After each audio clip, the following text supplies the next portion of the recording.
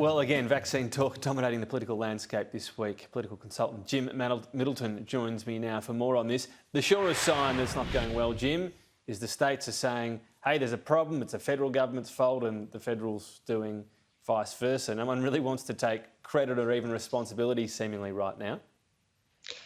Good afternoon to you, Tom. No, they do not. But quite clearly, we do know one thing at least, which is that the vaccine rollout was clearly the federal government's responsibility, and there's too much opacity, if I can put it that way, about what is going on, what vaccines are where, when, why, and how. There's a question as to whether the government overall has been far too reactive as far as this is concerned. That's the federal government.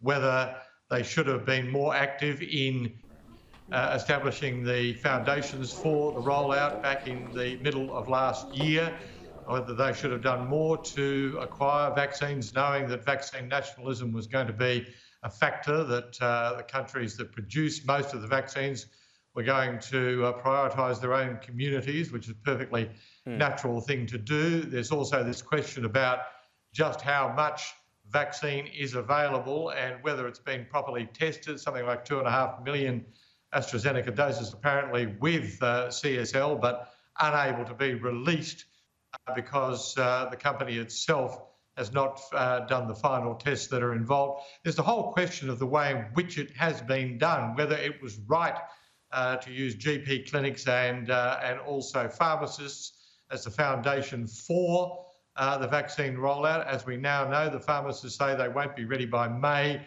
but by June, which suggests that some of the planning that ought to have been done has not been done.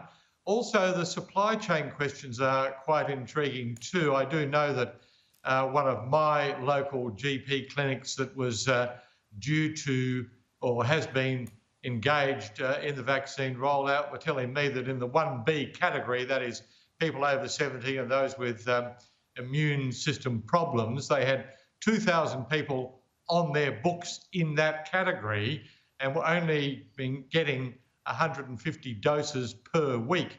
Well, you can work it out. The maths on that is pretty simple, that if the 2,000, let alone the other people who are not regular patients of that clinic were involved, it's going to take not until October, but well into next year if that level of dose was being provided. There was also the question too, why the pharmaceutical distributors who every year distribute the regular flu vaccines have all the supply chain issues sorted out, why they were not brought in to the system, but instead the contracts went to DHL and to Lynn Fox, who, as I understand it, have no experience in this form of distribution, very good companies though they are. So there are an awful lot of questions at all sorts of levels which we haven't really received substantial answers, I'd have to say, from the federal government or the health department. Well, if it's hard to get an answer on, I understand there are complexities and, the government can't be responsible for every single GP practice or what happens in state rollouts and so on. But overall, if it's hard to figure out the micro, you just assess on the macro. Is it going well? Yes, great. Is it not? Or what happened? And that's going to be asked to the federal government. So I think you're right there. They're going to have to figure out how to do this well, or they're going to cop it politically.